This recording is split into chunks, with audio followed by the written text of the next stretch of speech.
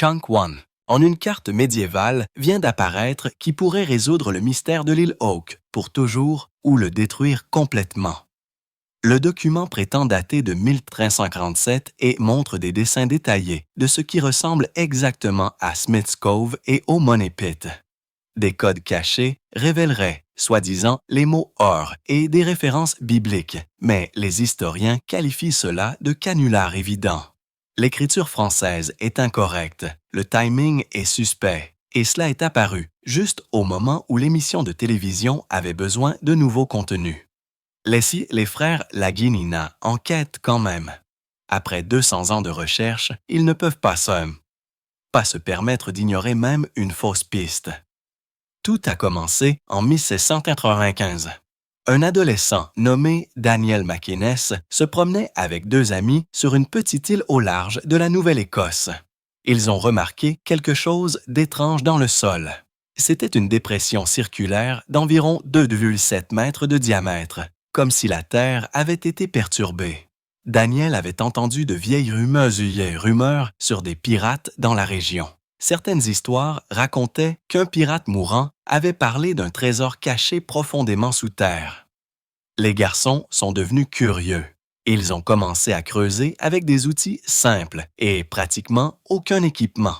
À seulement 60 cm sous la surface, ils ont trouvé une couche plate de dalles. En dessous, il y avait des planches de bois en chêne. Ils ont continué et, à chaque niveau de 3 mètres, ils ont trouvé une autre plateforme en bois. Au moment où ils ont atteint environ 9 mètres, quelque chose ne s'est pas bien passé. Les gens de la région croyaient que l'endroit était maudit et il y avait un conte effrayant selon lequel 7 hommes devaient mourir avant que le trésor ne puisse être trouvé. Effrayés, les garçons ont arrêté de creuser. Ils n'avaient pas encore trouvé de trésor, mais ils avaient ouvert un mystère qui allait hanter les chasseurs de trésors pendant des siècles. Les années ont passé, mais la nouvelle s'est répandue rapidement. En 1802, un groupe se faisant appeler la Hounslow Company est arrivé et a commencé à creuser là où les garçons s'étaient arrêtés. Ils ont atteint environ 27 mètres et ont confirmé que les couches précédentes étaient réelles. Tous les 3 mètres, ils trouvaient des rondins, de la terre remplie, des choses étranges comme du charbon de bois, de l'argile bleue et même de la fibre de coco. Ce dernier détail a fait s'arrêter et s'interroger les gens, car les cocotiers ne poussaient nulle part près de la Nouvelle-Écosse. Ce type exact de fibre a ensuite été daté au carbone et s'est avéré être vieux de plusieurs siècles. Les creuseurs ont également découvert une pierre plate, avec d'étranges symboles gravés dessus. Personne n'a pu comprendre ce que cela signifiait. Mais à environ 27 mètres, l'eau de mer a inondé de nulle part rapidement et implacablement. Chunk 2. Le puits a été ruiné et il ne pouvait pas aller plus loin. En 1849, la Truro Company a tenté le coup. Ils ont nettoyé l'ancien puits et ont essayé de creuser plus profondément. Mais une fois de plus, l'eau de mer a jailli. Ils ont utilisé des tarières pour aller sous l'eau et ont remonté plus de fibres de coco, du bois noir, des billes d'épinette et de petits morceaux de métal corrodés. On aurait dit que quelque chose avait été enterré autrefois. Mais, encore une fois, il n'y avait aucun signe d'or ou de bijoux. Malgré tous leurs efforts, ils sont repartis les mains vides. Dans les années 1860, l'intérêt a explosé à nouveau. En 1861, un groupe appelé l'Oak Island Association a pris la relève. Ils ont apporté plus d'argent, plus d'hommes et plus d'outils. Ils ont élargi le puits principal et creusé 2 tunnels latéraux. Ils ont atteint environ 27 mètres et ont essayé de se connecter latéralement au puits d'origine. Ce qui s'est passé ensuite était terrifiant. À environ 30 mètres, une plateforme à l'intérieur du puits d'origine s'est soudainement effondrée jusqu'à 36 mètres, entraînant au moins 2 autres plateformes avec elle. Si un trésor avait jamais reposé sur l'une de ces couches, il avait maintenant disparu, tombé encore plus profondément. Et une fois de plus, l'océan a semblé riposter. L'eau de mer est arrivée en trombe et les pompes n'ont pas pu suivre. Les hommes ont construit des barrages en bois sur la Smith's Cove voisine pour essayer d'arrêter l'inondation. l'océan a tout simplement défoncé. Les choses n'ont fait qu'empirer. Plus tard, dans la même année, la chaudière d'un bateau à vapeur a explosé et a tué au moins un homme. Cette mort a ajouté à la légende de la malédiction. Les gens ont commencé à murmurer qu'une vie avait maintenant été prise et que 6 autres étaient encore nécessaires. La société ne s'est pas arrêtée. En 1862, ils ont creusé un autre puits jusqu'à une profondeur de 32,6 mètres, espérant que cela aiderait à drainer l'eau. Au lieu de cela, ils ont surtout trouvé des outils laissés par les équipes précédentes. En 1864, ils ont essayé à nouveau, mais l'inondation ne s'est jamais arrêtée. En 1865, le puits a été déclaré dangereux et la société n'avait plus d'argent. Même alors, les gens n'ont pas abandonné. Une autre équipe appelée la Halifax Company a essayé en 1866. Chunk 3. Ils ont apporté un équipement de forage plus intelligent et visaient à trouver des indices en utilisant des trous de forage plus petits. Mais tout ce qu'ils ont trouvé, ce sont plus de couches de bois et d'argile bleue dense. Rien d'autre. En 1867, eux aussi sont repartis sans rien. À la fin des années 1800, l'enthousiasme pour l'île Oak s'était calmé. Mais ensuite, il s'est soudainement réanimé. En 1896 et 1897, un groupe mystérieux s'est présenté avec des pompes à vapeur et des foreuses lourdes. Ils étaient sûrs d'avoir trouvé l'un des tunnels d'inondation. Alors qu'ils continuaient à creuser, ils ont sorti un minuscule morceau de quelque chose d'étrange. Cela ressemblait à du vélin, un vieux matériel d'écriture avec les lettres Phi ou Oui gravées dessus. Ce minuscule bout de papier a créé une nouvelle vague de théories folles. Puis, en mars 1897, les choses ont pris une tournure tragique. L'un des ouvriers est tombé dans un puits et s'est mort.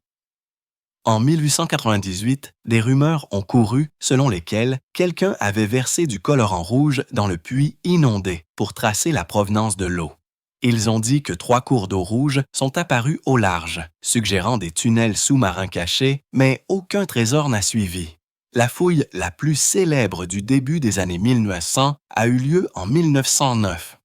Un homme nommé le capitaine Henry Bowden s'est associé à un groupe d'investisseurs et l'un d'eux était Franklin D. Roosevelt, qui deviendrait plus tard président. Ils ont formé ce qu'on appelle le Old Gold Salvage Group. Ils ont déblayé le Money Pit d'origine jusqu'à 34,4 mètres et ont même envoyé des plongeurs à l'intérieur. Mais ils n'ont rien trouvé. La même année, Baldwin a également enquêté sur la mystérieuse pierre gravée dont les premiers chercheurs avaient dit qu'elle avait d'étranges symboles. Mais après l'avoir vérifiée à Halifax, il a rapporté qu'il ne s'agissait que d'un simple morceau de basalte sans marque visible. En novembre 1909, Bowden a admis sa défaite et a quitté l'île les mains vides. Après la Première Guerre mondiale, presque personne n'est revenu pendant plus d'une décennie. En 1931, un homme riche nommé William Chappell s'y est intéressé. Il a creusé un nouveau puits de 49,7 mètres de profondeur juste au sud du puits d'origine. Il a trouvé un pic de mineur, une ancre et une vieille hache. Mais l'endroit était déjà rempli de déchets provenant d'anciennes excavations. Ces outils prouvaient seulement que des gens creusaient ici depuis des décennies. Ils ne prouvaient pas qu'il y avait un trésor. Chunk 4. Puis est venu Gilbert Eddon, un homme d'affaires de l'acier qui est devenu obsédé après avoir lu le récit de la fouille de Chappell. De 1935 à 1939, Eddon a poursuivi la recherche. Il a même écrit des lettres au roi Georges Vincent VI demandant de l'aide. Mais tout comme les autres, il n'a jamais rien trouvé de réel. 10 ans plus tard, en 1949, quelque chose d'étrange s'est produit. Des ouvriers creusaient un puits sur la rive de la baie de Mahon, non loin de l'île Oak. En creusant, ils ont heurté des couches d'épinettes et de bois de chêne sous des pierres des champs tassés, tout comme les premières descriptions du Money Pit. Pendant un court moment, les gens ont cru avoir trouvé un deuxième puits caché, mais cela n'avait rien à voir avec un trésor. La fouille a été rapidement abandonnée. En 1959, un homme nommé Robert Restall s'est présenté sur l'île avec son fils de 18 ans et un partenaire nommé Carla Grasser. Ils ont loué une partie du terrain et ont recommencé à creuser. Ils pensaient avoir trouvé l'un des tunnels d'inondation secrets à Smith's Cove et ont commencé à essayer de le bloquer. En août 1965, quelque chose d'horrible s'est produit. Restall est descendu dans un puits nouvellement creusé de 8,2 mètres et s'est évanoui à cause d'un gaz mortel. Son fils s'est précipité pour le sauver, mais s'est également évanoui. 2 autres hommes ont suivi en essayant d'aider et se sont également effondrés. Les 4 hommes sont morts. C'est l'un des pires accidents de l'histoire de l'île. Cela a porté le nombre de morts sur l'île Oak à 6. Les membres restants de l'équipe, y compris un élève du secondaire qui avait survécu, ont remblayé le puits. Peu de temps après, un nouvel homme a repris le bail. Il s'appelait Olaso Robert Dunfield. Il n'a pas seulement apporté des pelles, il a construit une route entière, une chaussée de Crannells Point à l'île pour faire passer des machines lourdes. Il a apporté une grue massive de 70 tonnes et a creusé un énorme trou. En 1966, il avait atteint une profondeur de 40,8 mètres. C'était plus profond que quiconque n'était allé auparavant. Mais une fois de plus, tout ce qu'il a trouvé, c'est de l'argile, de la boue et des copeaux de bois, pas de trésors. Son bail a pris fin la même année et il est reparti sans rien. En 1967, un nouveau groupe s'est réuni. Daniel Blankenship, David Tobias et même Dunfield lui-même ont formé ce qu'ils ont appelé la Triton Alliance. Chunk 5. En 1961, ils ont foré un puits profond en acier appelé Borehole 10X juste à côté du Money Pit d'origine. Il a atteint 72 mètres de profondeur. Lorsqu'ils ont abaissé une caméra dans le trou, ils ont dit avoir vu des images de coffres en bois et même de ce qui ressemblait à des restes humains, mais ces vidéos n'ont jamais été prouvées réelles. Le trou de forage s'est effondré plus tard et ils ont dû le creuser à nouveau jusqu'à 55,2 mètres. Même après cela, ils n'ont toujours pas trouvé le trésor. Dans les années 1980, les arguments et les batailles du bill juridique entre les partenaires ont commencé à briser les choses. Le projet a ralenti. Dans les années 1990, tout s'était surtout arrêté. Après plus de 80 ans de creusage moderne, pas un seul morceau de trésor confirmé n'avait été récupéré. Seulement des outils brisés, des fragments de bois et une traînée de chagrin d'amour. En 2005, quelque chose d'inattendu s'est produit. Un mystère tranquille qui avait fasciné les chasseurs de trésors pendant plus de 200 ans a soudainement eu une nouvelle étincelle. 2 frères du Michigan, Rick et Marty Laguinina, ont décidé de tout miser. Ils n'étaient pas pirates ou chasseurs de trésors de métier.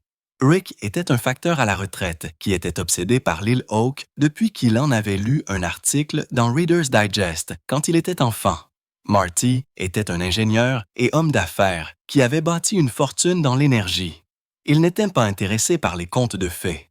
Il croyait que quelque chose de réel pouvait encore être caché profondément sous terre. En avril 2006, ils ont acheté la moitié de Oak Island Tour à David Tobias. Cela leur a donné accès à la terre, mais plus important encore, cela leur a donné accès au mystère. Avec cette étape, ils ont officiellement fait partie d'une recherche vieille de 200 ans. Les frères ne sont pas venus les mains vides.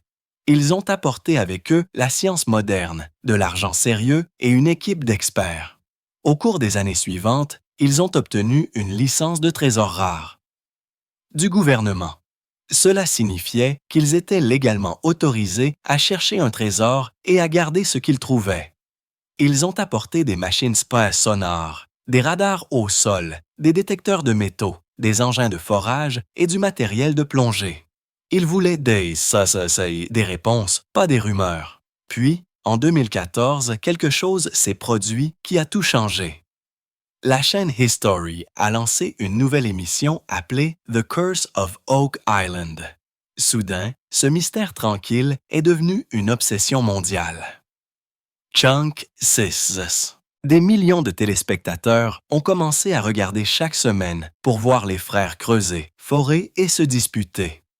Pour la première fois, le monde n'écoutait pas seulement de vieilles histoires. Il le regardait se dérouler en temps réel.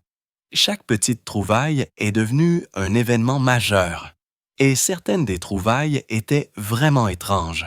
Dans une zone, ils ont trouvé des structures en bois profondément sous terre. Lorsqu'ils ont testé le bois, il s'est avéré qu'il datait des années 1200 à 1400. Cela signifiait que quelqu'un était là bien avant la fameuse découverte de 1795.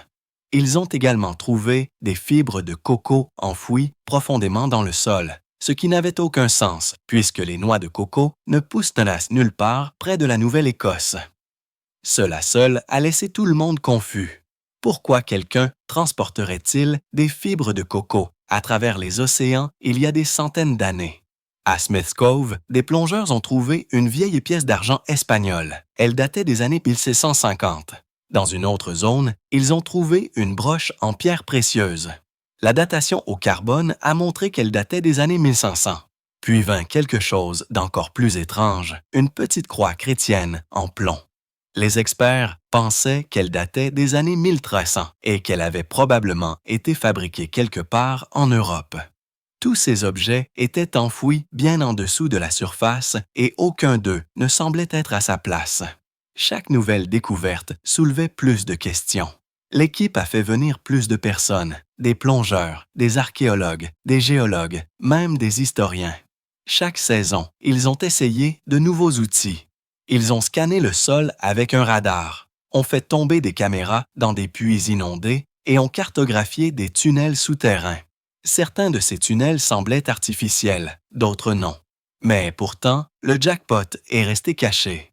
En 2025, le trésor n'avait toujours pas été trouvé. Mais la croyance n'est pas morte non plus. 6 personnes ont perdu la vie lors d'expéditions sur l'île Hawke au cours des 2 derniers siècles. C'est un de moins que la mystérieuse légende qui dit que 7 doivent mourir avant que le trésor ne soit révélé. Que vous y croyez ou non, le danger est réel. Certains accidents se sont produits pendant le creusage, d'autres pendant les éboulements et d'autres encore pendant la plongée. Chunk 7. Cela n'a pas arrêté l'équipe. Ils y retournent encore. Chaque année, en espérant que la prochaine pelletée de terre sera la bonne. Marty Laginina a dit un jour en 2014 que son frère Rick est un vrai croyant. Il voulait dire que Rick croit vraiment que quelque chose d'important est enterré là. Ce n'est pas forcément de l'or. Il pourrait s'agir d'une preuve historique qui change notre façon de voir le passé. Lorsqu'ils ont trouvé la fibre de coco datée entre 1200 et 1400 après JC, Marty l'a regardée et a demandé alors « Qu'est-ce que c'est que ça ?» C'est à ce moment-là qu'il a su que ce mystère était plus grand qu'il ne l'imaginait. Depuis plus de 200 ans, les gens cherchent l'île Hawke dans l'espoir de trouver quelque chose de légendaire. Ils ont creusé des puits profonds, dépensé des millions et tout risqué. Mais l'une des choses les plus étranges à propos de ce mystère n'est pas ce qui a été trouvé. C'est ce que les gens croient être encore enterré là. Les théories sont folles, choquantes et parfois presque impossibles, mais elles font revenir les gens année après année. L'histoire la plus ancienne remonte aux pirates. En 1857, un article décrivait un pirate mourant, peut-être le capitaine Kidd, murmurant un secret sur un trésor. Il a dit que 2 millions de livres sterling étaient cachés quelque part et beaucoup croyaient qu'il voulait dire l'île Hawke. À l'époque, 2 millions de livres sterling vaudraient plus de 200 millions de dollars aujourd'hui. Depuis lors, les gens ont cherché de l'or de pirate sous ce sol boueux. Mais voici le truc, il n'y a aucune preuve que le capitaine Kidd ait jamais été près de la Nouvelle-Écosse. Il est mort en 1601. L'histoire n'est apparue que plus de 150 ans plus tard, sans preuve réelle. Ensuite, il y a la théorie sur les Templiers et les francs-maçons. Celle-ci ressemble à quelque chose qui sort d'un roman de société secrète. Les gens ont commencé à remarquer d'étranges symboles sur l'île Hawke. À la fin des années 1900, un écrivain nommé Mark Finnan a déclaré que ces symboles ressemblaient à des sculptures maçonniques. D'autres ont suivi, comme Dennis King, qui croyait que l'île était liée aux légendes maçonniques concernant une voûte cachée. En 2016, Steven Sora est allé encore plus loin. Il a affirmé que les Templiers, chassés d'Europe dans les années 1300, ont traversé l'océan et ont enterré des trésors sacrés comme l'Arche d'Alliance ou même le Saint Graal sur l'île Hawke. Mais les historiens ont vivement réagi. Ils disent qu'il n'y a aucune preuve que les Templiers aient jamais atteint l'Amérique du Nord. Chunk 8. De nombreux documents présentés à la télévision se sont avérés faux. Un expert a déclaré « Pour croire cela, il faudrait accepter que des chevaliers du 14e siècle aient traversé l'Atlantique et construit un système de pièges complexes, sans aucune preuve qu'ils aient même été ici. » Une autre théorie ressemble plus à une bibliothèque cachée qu'à un puits à trésors. En 1953, un écrivain nommé Penn Lyrie croyait que l'île Hawke cachait des manuscrits écrits par Francis Bacon. Pas n'importe quel manuscrit, des pièces de Shakespeare originales ou des écrits secrets destinés à prouver que Bacon était le véritable auteur derrière le nom de Shakespeare. Depuis, des gens ont prétendu avoir trouvé des codes secrets dans l'œuvre de Shakespeare qui pointent vers l'île Hawke. Cela semble dramatique, mais aucun document n'a jamais été trouvé. La plupart des historiens qualifient cela de pure fantaisie. Ensuite, il y a l'histoire des bijoux disparus de la reine Marie-Antoinette. Celle-ci ressemble à un conte de fées. Pendant la Révolution française, la reine a été arrêtée. Selon la légende, avant sa capture, elle a remis ses bijoux à une servante. Cette servante se serait échappée par Londres, aurait traversé l'Atlantique et aurait enterré les diamants sur l'île Hawke. C'est une histoire puissante. Royauté, évasion, trésor perdu. Mais encore une fois, il n'y a aucune preuve réelle. Pas de registre, pas de nom, rien pour prouver que cela s'est produit. Elle ne survit qu'à travers des légendes murmurées. Certaines personnes sont allées encore plus loin avec leurs théories. Une histoire parle d'un naufrage espagnol. Ils imaginent un galion coulant près de l'île avec des survivants traînant de l'or à terre et le cachant. D'autres ont mentionné des cartes médiévales qui semblent marquer l'île Hawke ou même des cartes d'étoiles la désignant comme un lieu secret. Dans les années 1970, Barry Fell avait une théorie étrange. Il a affirmé que des chrétiens coptes de l'Égypte ancienne étaient arrivés jusqu'en Nouvelle-Écosse et avaient creusé le Money Pit. Cette idée a été populaire pendant une courte période, mais elle a depuis été complètement rejetée par les experts. Ce qui est fascinant, c'est que toutes ces histoires partagent une chose. Elles sonnent magiques. Elles parlent d'or perdu, d'objets sacrés, de codes secrets et d'anciens voyages. Elles attirent les gens. Elles vous donnent envie de croire. Mais après plus de 2 siècles de recherche, aucune de ces idées n'a été prouvée. Chunk 9. Pas une seule pièce, un seul manuscrit, une seule relique n'a été trouvée qui puisse être clairement liée à l'un de ces contes. Un écrivain a résumé la situation en disant « La légende de l'île Hawke est un mélange d'or de pirates, de sociétés secrètes, de diamants royaux et d'anciens rouleaux. Mais tout ce que nous avons vraiment, c'est un mystère. » Fin 2024, quelque chose a fait surface qui a stupéfié même les chercheurs de longue date de l'île Hawke. Une carte dessinée à la main, prétendument datée de l'an 1347, a été révélée au public. À première vue, cela ressemblait à une simple curiosité ancienne, mais lorsque les gens ont zoomé, cela a donné des frissons aux experts. La carte était étiquetée en français, et juste là, à l'encre, se trouvait l'expression « les îles des Seines ». Cela signifie « les îles de chêne ». Immédiatement, les gens ont commencé à la relier à l'île Hawke en Nouvelle-Écosse. Encore plus étrange était la façon dont elle était écrite. Pas seulement les mots, mais l'orthographe, la grammaire, même la direction de la boussole. Rien ne respectait les règles du 14e siècle. La rose des vents avait l'ouest placé en haut au lieu du nord, ce qui est rarement vu. Dans les marges de la carte figuraient des noms comme Lubato et La Barque, se référant tous deux à des bateaux. Un endroit était même étiqueté Latros Trap, ce qui signifie « trou sous l'écoutille », étrangement proche de l'emplacement du Money Pit. Tout en bas de la carte, dans une écriture manuscrite désordonnée, se trouvait une phrase qui a attiré l'attention de tous. Léas Trabon. C'était censé signifier que les Indiens du Sud travaillent très très bien, mais c'était plein d'erreurs de français de base. Puis vint la phrase Lionneau de Talmon, qui signifie le lionceau de Talm.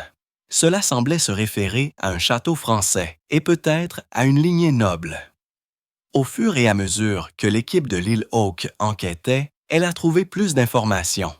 On disait que la carte était accompagnée de lettres codées. Une lettre décrivait un voyage entre 1168 et 1120 vers une île de chêne. Une autre montrait cette supposée carte médiévale. Mais lorsque les experts ont regardé de plus près, ils ont commencé à voir des problèmes. La langue était pleine d'erreurs simples qu'aucun véritable scribe médiéval ne ferait. Des mots étaient dépourvus d'accent, les pluriels étaient mal écrits, et même les articles étaient incorrects. Chunk 10. Par exemple, l'ueris était écrit sans l'apostrophe correcte. Il aurait dû être Latis. L'expression Leila des Zen était grammaticalement incorrecte. Il aurait dû dire Liil Din. Un historien a déclaré clairement ce sont des erreurs de français de base. Un autre a ajouté la personne qui a fait cela ne connaissait pas le français. Alors, était-ce faux? C'est exactement ce que beaucoup ont commencé à penser. Les linguistes ont dit que la carte semblait avoir été écrite par quelqu'un qui prétendait connaître le français médiéval, mais qui se contentait en fait de copier les légendes de l'île Hawke. Un professeur a dit « Tout indique que la carte est récente ». Un blog de traduction a noté que des parties de celle-ci, comme le nom François La-Rochefoucauld, commençaient par le nom d'une personne réelle, mais se transformaient ensuite en charabia complet. La carte appelait une baie là, ce qui est faux. Il devrait être le. Une autre partie disait Léa, ou les encres à nouveau avec des erreurs. Il y avait aussi un étrange avertissement sur la carte. No hey, qui était censé dire n'allez pas ici en bateau. Cet avertissement a été placé près de ce que beaucoup croient être Smith's Cove, la zone qui fascine les chasseurs de trésors depuis des décennies. Les fans de l'émission ont souligné que les dessins sur la carte correspondaient vaguement à Smith's Cove et au Money Pit, mais les critiques n'étaient pas convaincus. Ils ont dit que la carte ne ressemblait à un indice que si vous en cherchiez déjà un. Puis vint une tournure encore plus folle. Selon certains partisans de Halpern, il y avait des codes et secrets cachés dans les documents. Un cryptographe amateur a dit qu'il l'avait déchiffré et avait trouvé les mots Or et Joab. Joab, dans la Bible, était un général sous le roi David. Soudain, certains croyants ont commencé à raconter des histoires sur des Israélites, des Vikings et des Templiers, cachant tous ensemble des trésors sur cette île. Mais encore une fois, rien de tout cela n'a pu être vérifié. Aucun des documents originaux n'a jamais été publié, seulement des copies. Un expert a dit avec ironie que l'expression « voûte sous terre » était écrite comme si quelqu'un l'avait traduite mot pour mot de l'anglais. Un autre indice que c'était moderne. Les sceptiques se sont exprimés. Archéologues, linguistes, historiens, ils ont tous dit la même chose. Cette carte ne ressemblait pas à de l'histoire. Junk 11. Elle ressemblait à un canular. Le professeur André Costouolis a écrit « Tout indique que la carte est récente ». Des experts du français québécois ont expliqué que les erreurs de grammaire semblaient provenir de quelqu'un qui avait à peine étudié la langue. Dan Conlon, un historien canadien, a souligné que la géologie de l'île Hawke avait des trous naturels et des points d'affaissement. Rien n'avait besoin d'une histoire d'or enterrée. Il a dit que les chambres souterraines et le bois étaient probablement causés par l'eau et le calcaire, et non par d'anciens pièges à trésors. Même Joe Nickell, un sceptique professionnel qui s'est penché sur l'île Hawke en 2000, a déclaré que toute l'histoire lui semblait inventée. Il a qualifié la chasse au trésor de quête fantastique, mais a dit qu'elle n'avait aucune preuve solide. La carte, selon lui, n'était qu'une autre histoire construite sur d'autres histoires, comme un château fait de brouillard. Pourtant, les chasseurs de trésors n'étaient pas prêts à la jeter. Rick et Marty Laguinina, les frères au centre de l'émission Oak Island, sont restés ouverts d'esprit. Ils ont permis à des experts d'examiner la carte de Halpern et les documents connexes. Marty a dit que même si quelque chose semble improbable, si c'est un indice possible, cela mérite de l'attention. En 2014, lorsque la fibre de coco de Smith's Cove a été datée entre 1200 et 1300 après Jayceak, Marty avait crié « Maintenant, qu'est-ce que c'est que ça ?» Ce mystère le dérangeait toujours. Et maintenant, avec cette nouvelle carte, il voulait croire. Mais ils sont également restés prudents. Craig Tester, leur collègue, a récemment déclaré « Ce serait formidable si c'était quelque chose d'important, mais je garde mes attentes basses. » Ils ne se contentaient pas de courir après les histoires. Ils ont essayé de suivre la science. Chaque morceau de bois ou de terre était testé. Ils ont utilisé la datation au carbone, les scans radar et les magnétomètres. Ils ont tout enregistré. Mais même avec tous ces efforts, le monde universitaire est resté sceptique. Aucun historien sérieux n'a pu trouver de traces de l'île Oak ou d'île Dean dans aucune source médiévale. Aucun explorateur des années 1300 n'a jamais mentionné la Nouvelle-Écosse. Ce qui troublait le plus les érudits, c'était la commodité avec laquelle cette carte est apparue. Après des siècles sans qu'aucun document médiéval ne mentionne jamais l'île Oak, une carte datée de 1347 apparaît en 2024 et elle pointe exactement vers le même endroit que l'émission de télévision avait rendu célèbre. Les critiques ont demandé « Quelle est la probabilité que cela se produise ?» Ils ont également demandé « Pourquoi quelqu'un en 1347 dessinerait-il une carte d'une île inconnue à travers l'océan et l'étiqueterait-il avec des noms français, une mauvaise grammaire et des références à de futures légendes? Pourquoi resterait-elle cachée pendant des siècles et émergerait-elle soudainement juste à temps pour une nouvelle saison d'une émission de chasse au trésor? » Pour beaucoup, la réponse était évidente.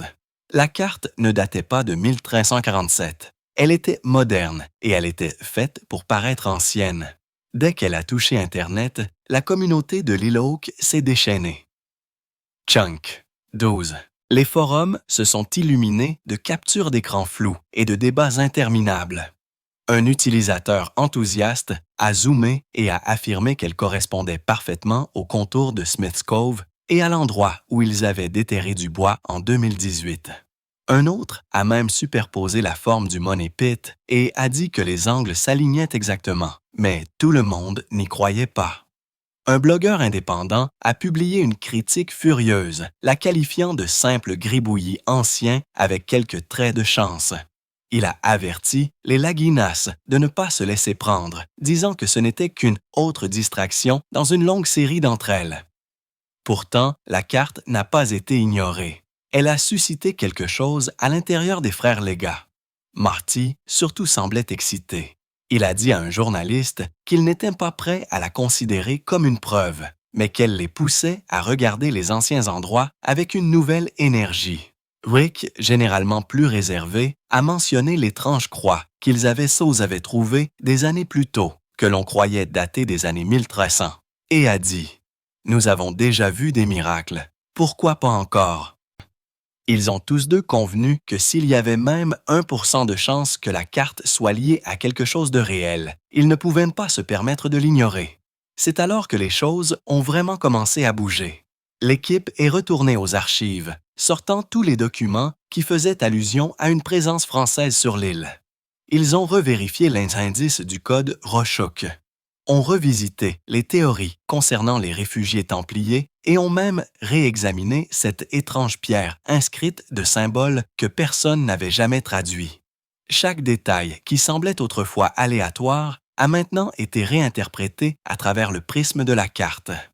Même les zones qui avaient été abandonnées il y a des années ont maintenant été signalées pour une nouvelle exploration. Mais tout le monde qui regardait depuis les coulisses n'était pas impressionné. Dan Conlin, un historien respecté qui avait suivi les fouilles de l'île Oak pendant plus de 2 décennies, a dit à un journal canadien que les progrès réels sur l'île ne venaient jamais des théories. Ils venaient des objets, fibres de coco, pièces romaines, tunnels en bois. Ce sont eux qui ont changé les choses, a-t-il dit. Pas des cartes qui apparaissent après 700 ans sans origine confirmée. Il n'essayait pas d'éteindre l'enthousiasme, mais il a rappelé à tout le monde que l'île avait une longue histoire d'affirmations farfelues et de promesses non tenues.